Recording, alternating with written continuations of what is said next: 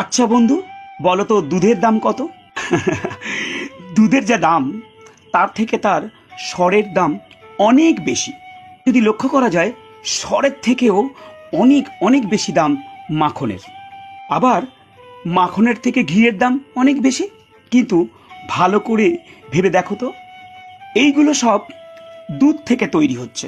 আবার লক্ষ্য করলে দেখা যায় দুধের দাম এদের সবার থেকে অনেক কম।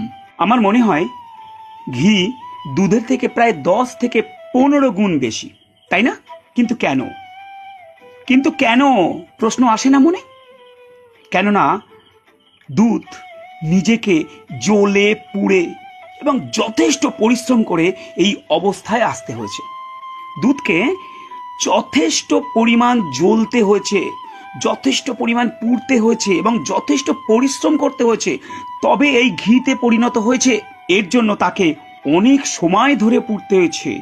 শুধু একটুখানি পড়েনি, অনেকটা সময় লেগেছে, অনেক কষ্টও করতে হয়েছে তাকে। অর্থাৎ আমাদেরকেও অনেক পরিশ্রম করতে হবে, অনেক অনেক পরিশ্রম করতে হবে, পরিস্থিতির সাথে জ্বলতে হবে, নিজেকে আরো বেশি প্রতিভাবান বানাতে হবে। দুধ যেমন এক লহমায় ঘিতে পরিণত হয়নি, তেমনি তুমিও হবে না। ধৈর্য